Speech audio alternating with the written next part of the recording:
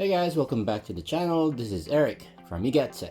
I guess you can see in front of me I've got an iPhone. This is the iPhone 11 Pro in the silver color. And you guessed it right, we're going to be doing an unboxing. This is going to be a special unboxing for a couple of reasons. This is actually my first ever iPhone unboxing.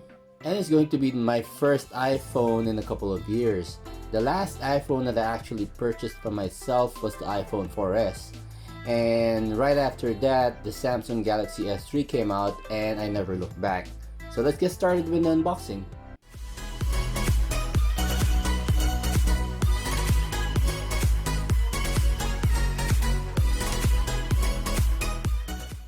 Alright, there has been a lot of unboxing videos for the iPhone 11, iPhone 11 Pro, and the iPhone 11 Pro Max running around on the internet, so I just wanted to do my own unboxing since it's going to be my first iPhone in a while. So if you see, this is actually the 256 gig version, and it is the silver color. Would I need my trusty pocket knife for this? Probably not. I've got this flap here. Let's see, you just need to pull it. Let's test it out. Wow. Okay, that was easy. So basically that's it. Let's throw that away. Okay, and let's see what's in the box. And there's that phone. Yep, it's a silver color, and you get the pull tab here, so it's easier to take the phone out. Let's set that aside for now, and as usual, we'll see what else is in the box. So anything on the cover, none here. Designed by Apple in California. Let's see. Okay, so I guess here you've got your, it says hello, and your SIM ejector tray. What else is in here? I guess you've got the Apple sticker. If you're into that, you can go ahead. And, as I said in a couple of videos before, I'm not a fan of stickers. So I'll set those aside for now. And this is a first for Apple. You've got the 18-watt charging brick already in the box, so you don't have to purchase it separately. So that's a good move by Apple, since I guess there are a lot of complaints from users and from those who are buying the phone that they have to buy it separately, but here it already comes in with the box. And as far as I know, the 18-watt charger will come in the box for the iPhone 11 Pro and the 11 Pro Max. I'm not sure if that is the case for the iPhone 11, but let's see if I can get my hands on that. So let's see what else is in here. So you've got a charging brick, and I guess if you guys notice, it's a USB-C connector, and you've got the standard earpods. The design hasn't changed in a couple of years, so if you've used a couple of iPhones in the past 2 or 3 years, it's going to be the same experience, same quality as well. And here's the charging cable. So as mentioned, the end is a USB-C cable. I'm not sure if you can see that. And it's still the proprietary lightning cable that Apple uses. So let's put that all back in the box. Excited to see the phone. Okay, so it's a good silver color, and first thing you notice is that the logo is right dab smack in the center of the phone now. It used to be much a bit higher on the phone before. Color is pretty good. I'm not sure there's any sticker on this. No, it's not. So it's a good feel. It's not as smooth as the glass, but it seems to be matte. Doesn't pick up fingerprints quickly, so that's a good sign. On the newer phones from Samsung, those are fingerprint magnets. I have to be honest with you guys. Okay, so this is alright. So I've removed this plastic cover, and just checking on the phone, doesn't seem to have any pre-installed screen protector. So you might want to invest in a tempered glass for this one. There are a lot of options out there. The most expensive one is of course the Whitestone Dome. I'm not sure if they already produced one for the iPhone 11. I'll have to check it out. But usually the first thing I do whenever I get a new phone is get the tempered glass for that. So let's turn it on real quick. So let's see what is in here. You've got the mute button here, as usual, the volume buttons, the lightning cable, and of course the power button right side. So let's turn it on.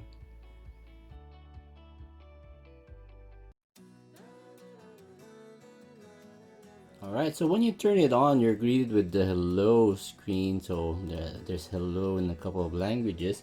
But before we set it up, let's just put that down here and let's discuss a couple of things that you need to know about the phone. And one of the key things that you guys should consider is the price. Because if you're looking at getting the same specification that I got, or the iPhone 11 Pro at 256 gig, you're looking at spending at almost 1,149 US dollars for this one. And locally here in the Philippines, you actually can get it for around 76,000 pesos, which is a very high price. It's actually at the same price point as the Note 10 Plus, but that one is with the 512 gig storage. So you're getting double the storage and a bigger screen. So that's some things that most of the people need to consider if you're in the Apple ecosystem, or you've got all your friends or your family using iOS, and iMessage or FaceTime is your primary means of communication. Yeah, stick with the iPhone, because you can't have those features on any of the Android phones that are out right now. For the same price, you can actually get a phone with more storage, a bigger screen, but there is still something to be said for having an Apple device. You're assured that it's quality and it's going to last you a couple years. So if you're looking at just getting the iPhone 11, base variant for that will be around $699. So that's a big chunk of change if you're thinking about going from iPhone 11 to the 11 Pro. That's $300. But if you're going to upgrade to the biggest one, which is the 11 Pro Max, you just have to add $100 to the iPhone 11 Pro, so it starts off at $1,099. But if you're into big screens, then it's a no-brainer. You should go for the iPhone 11 Pro Max. But for most of the people, the 11 Pro should do. It's the same dimensions as the iPhone 10s from last year. So aside from the cameras, there's really not much of an upgrade here. Of course, you've got the A13 chip that Apple came out with. Definitely faster than the one that came out last year. And for the camera, so let's discuss the cameras now. Okay, so for the first time, Apple came out with a triple camera system. We've got the main 12 megapixel one, another 12 megapixel telephoto, and another ultra wide, also 12 megapixel camera. And for the front, it's 12, so it's a quadruple 12 megapixel cameras if you think about it. And they kept the screen size the same, so it's a 5-inch Super Retina XDR OLED touchscreen, so that's what they're calling the display, and it has a maximum brightness of 1200 nits, so that's what Apple is claiming, but that is only if you're in direct sunlight.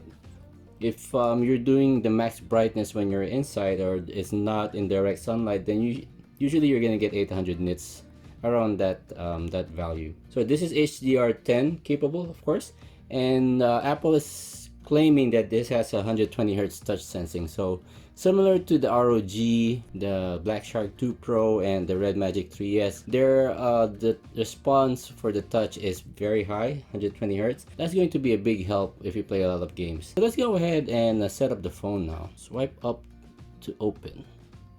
Okay, of course I'll be selecting English. I'm in the Philippines, so I will be selecting that. Quick start. If I have an iPhone or an iPad running iOS 11 or later, then you can bring it nearby to sign in automatically, or I can set it up manually. Okay, so I did say I didn't have any other iPhone lying around, and I don't really know if I can set up or copy the phone from an Android, so let's just do it manually then. Okay, written in spoken languages. Let's customize the setting. Don't want that. Delete. Continue. Emoji is fine. Dictation, that's fine. Choose a Wi-Fi network. Let me go ahead and connect to my Wi-Fi. Okay, I've entered my Wi-Fi password and it's saying it may take a few minutes to activate your iPhone. Hopefully it won't take that long. Let's set it down and let's just wait for it. Right, well, that is setting up. I wanted to show you guys a quick size comparison. I've got the ROG2 phone here. So that is the ROG2 phone, basically dwarfs the iPhone 11 Pro. I don't have big hands, so this phone is a handful for me, but it's perfect for watching movies and playing games. The iPhone 11 Pro, on the other hand, is very compact, easier to use. You can actually use it one-handed. So if you've got small hands or you prefer a smaller phone, then this is your best bet. Let's continue here. Set up Face ID. I don't want to set that up right now. Let me put my passcode here. Okay, cool. So you've actually got a couple of options. If you want to set up the phone, you can restore from an iCloud backup. So if you've been using an iPhone for a couple of years and regularly backing up on iCloud, then you can go ahead and use that. Or if you're still using iTunes on your Mac or your PC, then you can go ahead and restore from that as well. Or you can transfer directly from another iPhone, move data from an Android, or don't transfer apps and data. So let's try moving data from an Android. Let me see what phone I have here. Quick confession, guys, I'm actually using the OnePlus 7 Pro as my daily driver, and I'm going to be transferring data from here. I don't really have much setup on it, just a couple of games and just my messages. So let's go ahead and try and see how that goes. Let's select that option, move data from Android. If you have an Android phone or tablet, you can transfer your photos, messages, and more to this iPhone. Download the Move to iOS app on your Android device. Alright, so what do I need to do? Download that Move to iOS. So let me shoot up my Play Store here. Alright, so there's that Move to iOS app. So installing that now. Alright, that installed then. Let's open it up. Move to iOS. So let's set the ROG2 phone aside for now and put this side by side. So same thing, continue. Let's agree to this. A few moments later. Find your code. Okay, find my code. What's my code? 8634. Not really sure how long this will take, guys. Actually, the first time I am setting up an iPhone from scratch in a couple of years, so there are a lot of things that have changed in that 3 or 4 years that I haven't been using an iPhone. Alright, so I skipped forward a bit. I was able to transfer most of my stuff here, so messages are intact, and of course photos are there. I was able to take a couple of photos on the phone, and that's it. Alright, so you can see that notch is still very evident. I guess Apple still needs it to be there to house the 3D face unlock. So they're touting it as very secure, so must be a reason to have it. Most of the other manufacturers have done away with the notch. For example, the OnePlus 7 Pro, it actually uses a pop-up camera.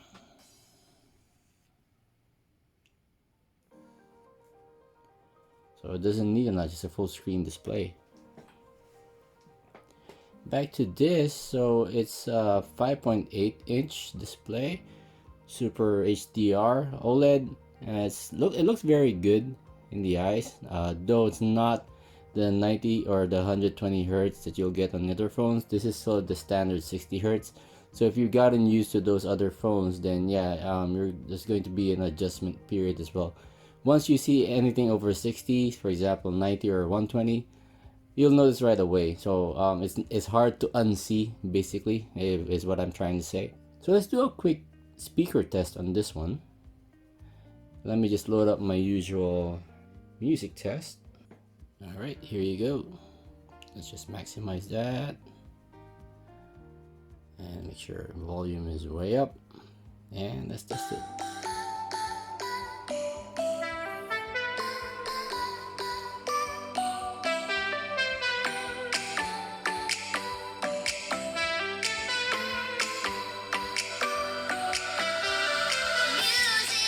Alright, so I guess some of you are wondering which is the better sounding phone. Let's test it with the ROG2 phone. So let me load up YouTube real quick here. Okay, so sound, let's put that at max volume.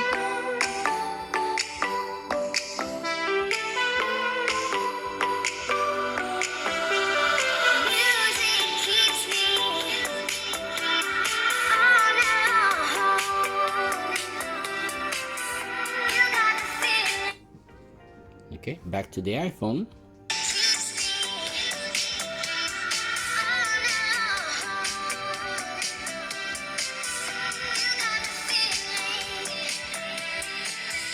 Okay, so that's what the speakers sound like. Let me know what you guys think on the comments down below if the speaker actually sounds better than the ROG2 phone. And of course, you've got the new triple camera system. So you've got 12 megapixel main, 12 megapixel ultra wide, and the 12 megapixel telephoto. So let's take a quick camera test here.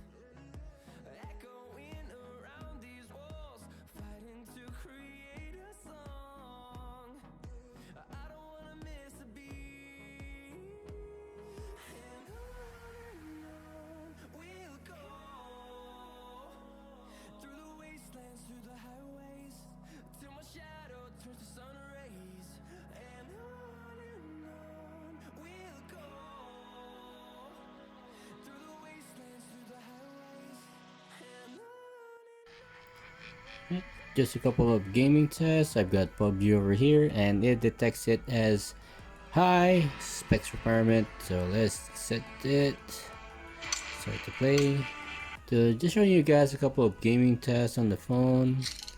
Let's see the graphics. Let's try putting it on Ultra HD Extreme. No, I can't put it on Ultra HD, only on the HDR. Let's set that for now. Fly. Okay. Not expecting this to lag, so we've got the A13 Bionic chip. It should do well in these kind of games. First impression though is I still feel that the screen is a bit too small for me. Probably gotten used to the gaming phones that are out right now, so those are all over 6" in size. So for me, let's give it a try.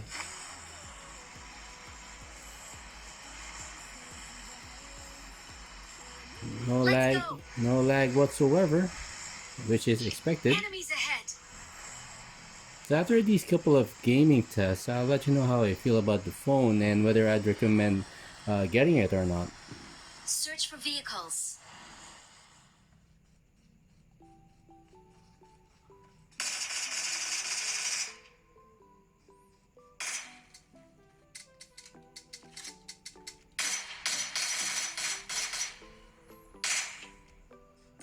Okay, safe to say, no issues with PUBG on this one. Okay, so before I wrap up this quick review and unboxing, I'll let you know what I think about the phone and whether I can recommend you guys going out and buying it. If you're already in the Apple ecosystem and don't feel like moving to Android, and it is one of the best iPhone that Apple has come out in the last couple of years. They're playing catch up with the cameras, and they did a pretty good job with the iPhone 11, 11 Pro and 11 Pro Max this year. But let's put things into perspective.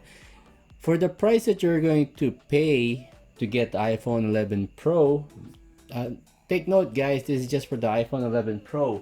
You can actually be getting this, the Asus ROG 2 phone, and you can actually get the Red Magic 3S. Let's remove the case so at least you guys can see what the phone is. The Red Magic 3S, and on top of that you can actually also get the Redmi Note 8 Pro. So for the price of an iPhone 11 Pro 256 gig, you can actually buy 3 phones with that same amount of money. It's up to you guys, but for me, I can't really recommend the iPhone 11 Pro or the 11 Pro Max. To me, there is just too damn expensive. So sorry for the word guys, but it is too damn expensive. Apple's always had really expensive phones, and this year's crop of phones is no different. But if iOS is not your thing, there's a lot of other phones that you can consider. One of the best Android phones, or the fastest Android phone you've got right now, is the Asus ROG 2 phone. I've done a couple of reviews on this one, and just check it out on my channel guys. And of course, another option here will be the Red Magic 3S. But if you don't have the budget for any of these gaming phones, you can opt for a mid-range, the Redmi Note 8 Pro. This one can run any of the latest games at the highest settings, and it comes at 128 gig. You can get that 128 gig version. So for the price, you can go cheaper. You can get a cheaper 64 gig. That's one of the things that is still my pet peeve with the iPhone. They should have gone to a base storage of 128. They're the only ones that actually launch flagships that still has 64 gig of storage. For Samsung, when they released the Note 10, the smallest capacity that you have is basically the 256. There's no 128 version on the Note 10 or the Note 10 Plus. And I was hoping that Apple would follow suit, but sadly that's not the case. So if you want a better, or if you want higher storage, you have to fork out the cash for it. Which is why I can't really recommend the iPhone 11 Pro, but the iPhone 11 is a different story. You can actually get the iPhone 11 256 gig at around the same price of a Note 10 Plus. So that is something to consider guys, and I am planning to get my hands on an iPhone 11 soon, so stay tuned for that video guys. But for me, the iPhone 11 Pro right now is a no-go. So let me know your comments down below. Like to hear your thoughts about it. As usual, like and subscribe, hit that bell icon notification, and see you all on my next one.